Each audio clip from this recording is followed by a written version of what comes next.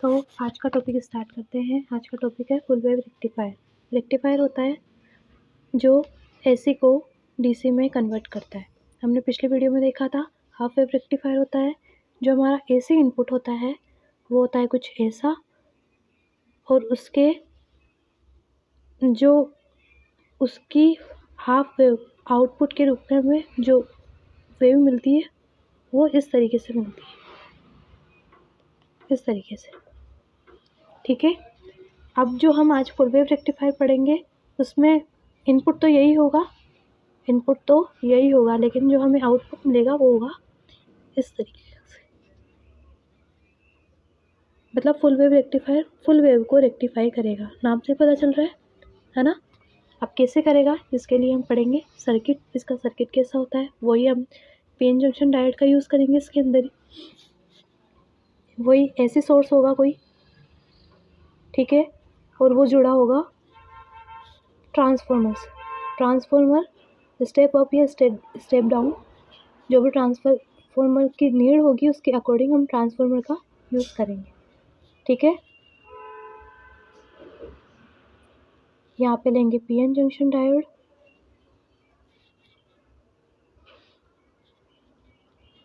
और जो हमारा लोड रेजिस्टेंस होगा वो इस ट्रांसफॉर्मर के बीच में यहाँ से कनेक्ट होगा लोड रेजिस्टेंस। इस तरीके का हमारा सर्किट डायग्राम होगा। यहाँ पे आर एलपीएम में मिलेगी रिजल्ट। ठीक है, अब इसके अंदर जब एसी इनपुट आएगा तो जब इसका फर्स्ट हाफ होगा तो ये वाला सिरा होगा पॉजिटिव, ये वाला सिरा होगा नेगेटिव। ऐसी कंडीशन में क्या होगा, ऐसी कंडीशन में होगा ये डायोड तो होगा ये पी सिरा ये एन सिरा, पी सिरा प्लस से कनेक्ट, एन सिरा नेगेटिव से कनेक्ट।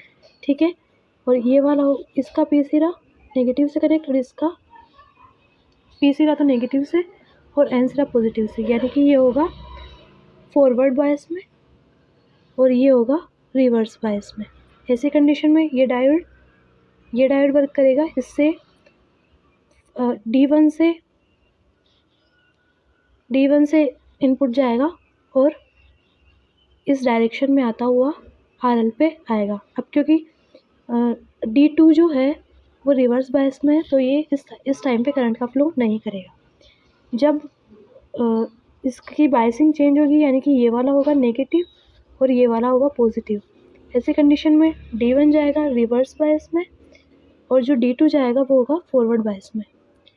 इस कंडीशन में जो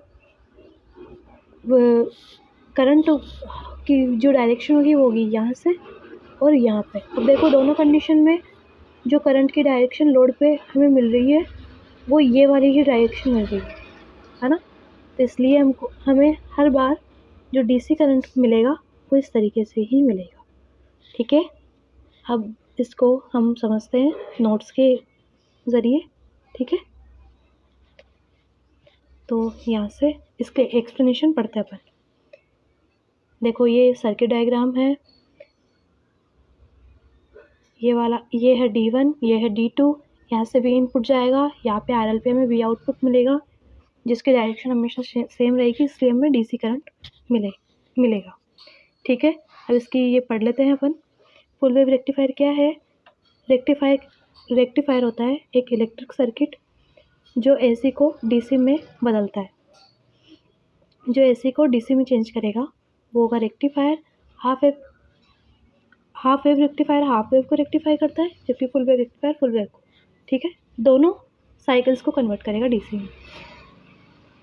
फुल वेव रेक्टिफायर के टाइप जो होते हैं, दो टाइप के होते हैं। एक तो centre taped full wave rectifier, क्योंकि यहाँ पे सेंटर से ये कनेक्ट हो रहा है इसलिए इसको सेंटर टेप्ड बोलते हैं। और जो ब्रिज रेक्टिफायर है वो हम नेक्स्ट क्लास में पढ़ेंगे, इसमें ट्रांसफार्मर की ज़रूरत नहीं पड़ती। ठीक है, centre tap full wave rectifier को पढ़ेंगे अपन अभी। इसकी वर्किंग समझते हैं। देखो फर्स्ट पॉजिटिव हाफ साइकिल में जो ऐसे होगा,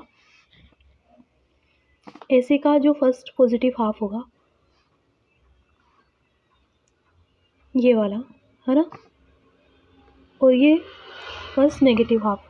ठीक है, फर्स्ट पॉजिटिव हाफ में क्या होगा, जो इसकी सेकेंडरी वाइंडिंग के अंदर फर्स्ट वाला जो पार्ट है वो पॉजिटिव होगा, ऊपर वाला पार्ट, और जो नीचे वाला पार्ट है वो नेगेटिव होगा। ये सेकेंडरी ट्रांसफार्मर था ना, ट्रांसफार्मर का ये सेकेंडरी कोयल जो थी इसके अंदर, ठीक है। ये ऊपर वाला पॉजिटिव, नीचे वाला नेगेटिव।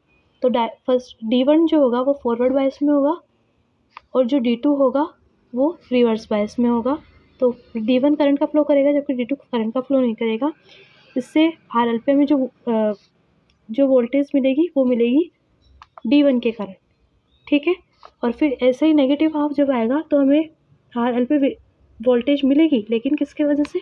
D2 की वजह से, ठीक है। यहाँ पे पढ़ते हैं क्या लिखा है। नेगेटिव हाफ साइकिल ऑफ ऐसे इनपुट, जब ऐसे इनपुट का नेगेटिव हाफ साइकिल होता है, ट्रांसफार्मर की सेकेंडरी वाइंडिंग होती है, उसका निचला भाग पॉजिटिव हो जाता है। यहाँ पे शायद ये कट गया, तो आपको समझ में आ ही गया। ऐसी कंडीशन में जो D2 होगा वो तो होगा फॉरवर्ड बायस में, और जो D1 होगा वो होगा रिवर्स बायस में, और हमें RLP वोल्टेज मिलेगी D2 की वजह से, ठीक है। आगे बढ़ते हैं।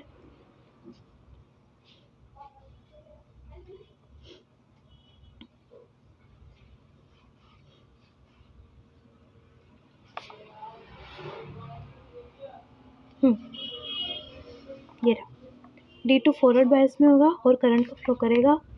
D1 डायोड रिवर्स बायस में होगा, करंट का फ्लो नहीं करेगा, इसलिए D2 की वजह से हमें वोल्टेज मिलेगी, ठीक है। आउटपुट वेवफॉर्म कैसे होगी?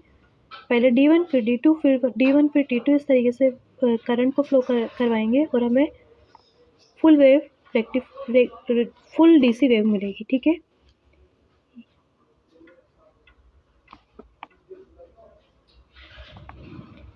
Advantage of full wave rectifier, इसकी जो एफिशिएंसी होती है वो हाफ वेव रेक्टिफायर के कंपैरिजन में थोड़ी ज़्यादा होती है। इसके जो आउटपुट वोल्टेज होता है हाफ वेव रेक्टिफायर से बेटर होता है, और इसके रिपल्स होते हैं, यानी कि ये जो चीज़ है ना इसको बोलते हैं रिपल्स, मतलब ऐसे कंपोनेंट्स होते हैं उनको बोलते हैं रिपल। तो इसमें रिपल्स कम होते हैं, फ्लक्चुएशन थोड़ा कम होता है comparison to half wave rectifier, ठीक है। इसके जो अपन एडवांटेज और एडवांटेज तो पढ़ लिया, डिसएडवांटेज। इसके अंदर मोर कंपोनेंट्स की नीड होती है हमें, क्योंकि इसमें सेंटर टाइप ट्रांसफार्मर और 2 डायोड लगते हैं, और ये महंगा होता है ऑब्वियसली। इसमें ट्रांसफार्मर का यूज़ होगा, 2 डायोड यूज़ होंगे तो महंगा तो होगा ही, है ना। इसके एप्लीकेशंस कहाँ है? DC पावर सप्लाई सर्किट्स में, बैटरी चार्जर्स में, कम्युनिकेशन सर्किल्स में, सिग्नल डीमोड्यूलेशन में, और DC मोटर कंट्रोलर में, ठीक है।